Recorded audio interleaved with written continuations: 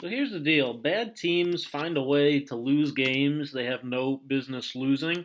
And the Minnesota Timberwolves right now, they're a bad team. Okay, this Anthony Edwards little floater put them up 16 with 7:30 left in Memphis. Basically, you just go for the knockout punch here, and the Grizzlies, I mean, they had lost this game more or less. They had pretty much conceded that this game was over. And the Timberwolves just found time after time, way after way, to give them life and did everything that teams that just can't finish games do. The broadcast said it over and over again that the Timberwolves just have proven that they don't finish games and they can't finish well. And when you have that rep on you, teams smell blood in the water. They see that you're leaving the door open for them, that you're having terrible offensive possessions with ISO after ISO, and that you're giving them, quite frankly, life. You're giving them a chance to stay alive. So let's watch this film and see how many just terrible mistakes the Timberwolves did to blow a 16-point lead with 7 minutes left in what continues to be a disappointing season again for them. So really good defensive possession overall here. Just no need to foul. D'Anthony Melton's going to take an end-of-clock floater. Karl-Anthony Towns, without question, hits him twice. We didn't even see the first one there, but hit him twice on that play. Just not needed. I'm going to speed through a few things because there were just so many bad plays. I'm going to try to focus on the ones that are really egregiously awful. Okay, so far we're all right. We're, again, just bad we can tolerate. Egregiously awful, that's where it's, more of an issue. Okay, so Cat here, mid post against the mismatch. Needs to make a better read than that, quite frankly, but nice, tough lefty finish. Again, so even with all the mistakes, 14-point lead, 5:20 to go. Still, again, really good shape. It's hard to lose a 14-point lead with 5:14 to go. You have to actively just like mess up continuously.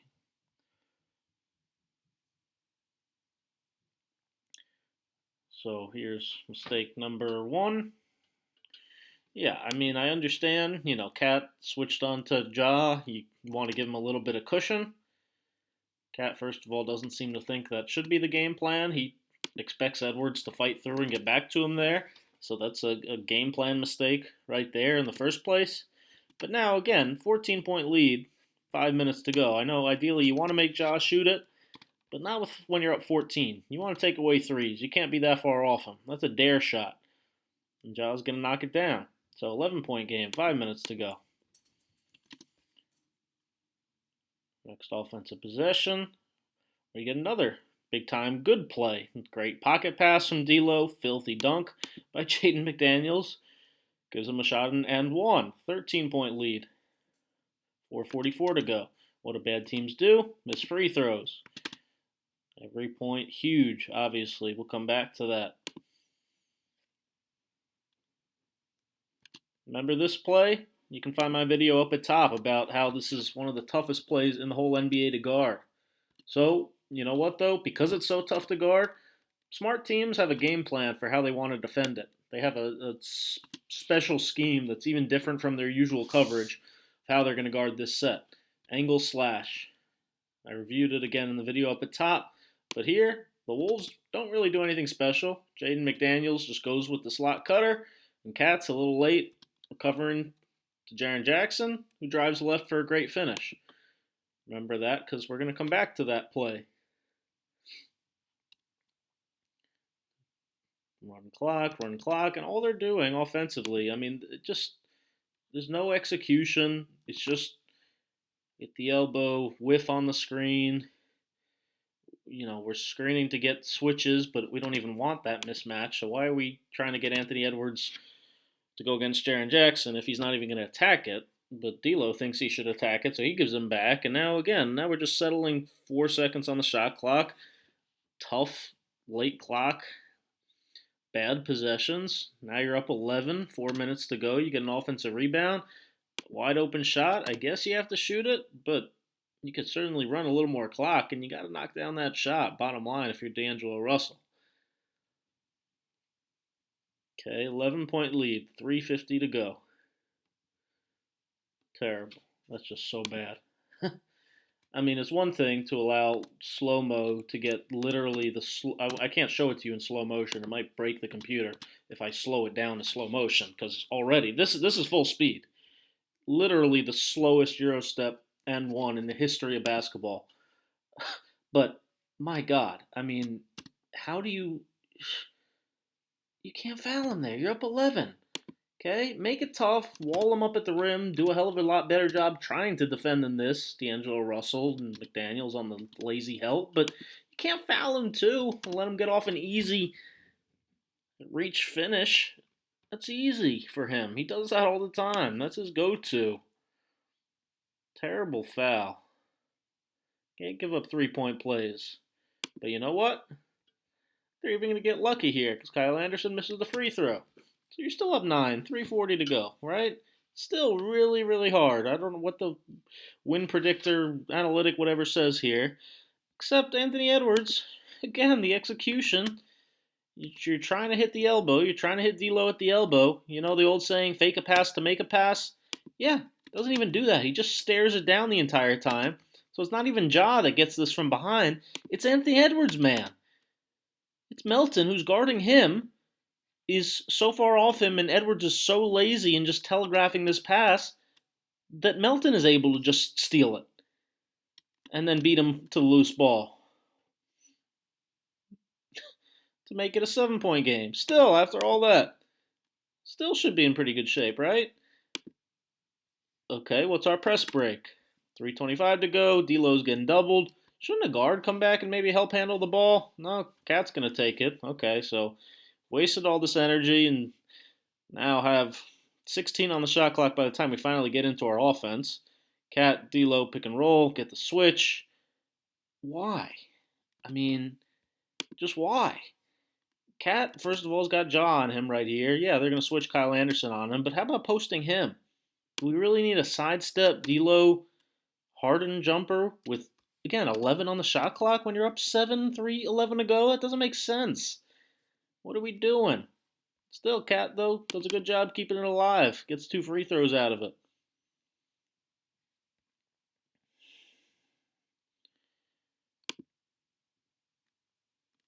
All right, it's a 9-point lead.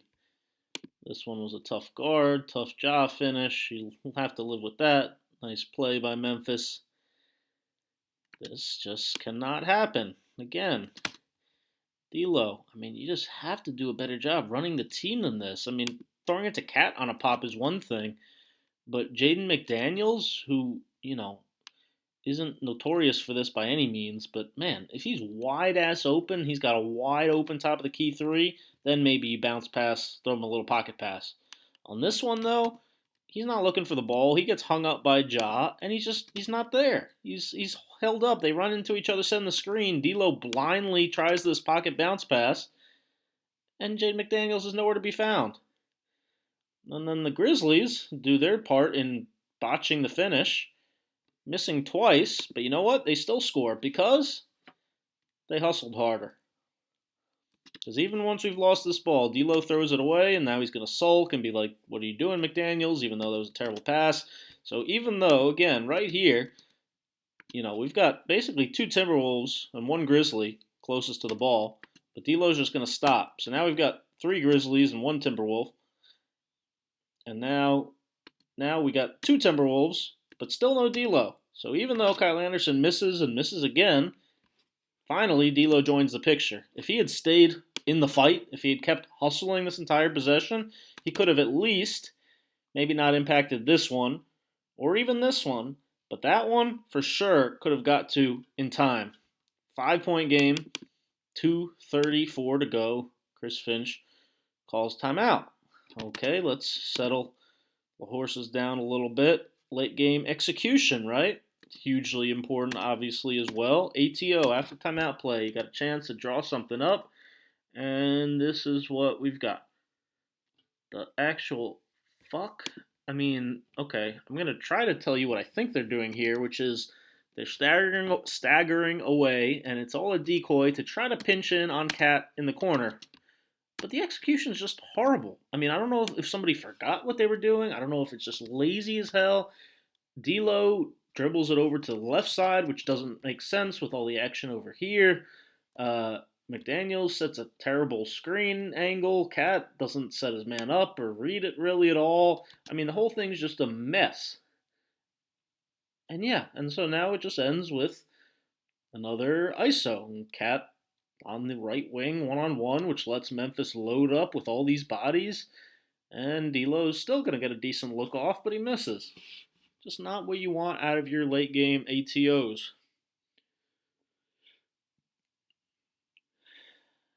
Cat split. Great defense by Beverly. Huge block. All right, 5 points, under 2 minutes. We're going to waste a whole bunch of time. Again, nobody's going to cut hard to get open here. We've got the split action, and watch slip and lazy cuts and lazy screens and switch, tough contested jumpers. Shot clock violation. ISO. Poor execution. Not running anything, not executing anything. Speaking of executing something, remember that angle slash play that I told you about? Yeah, there it is again. And remember when I told you the Wolves didn't really have a game plan for it? A lot of teams, they alert this guy to it so that he can rotate, or they switch this action right here so Jaren Jackson doesn't have the pop. Remember the last time he drove it for the layup. So here, this time he's just going to slip out of it, which I've told you about is what makes this play so hard to cover, because this slash guy, this guy in the slot, the stunt defender, he back cuts, so he's gone. There's nobody to help Cat. And sure enough, Jaren Jackson Jr. is going to slip right out of it and hit a huge three.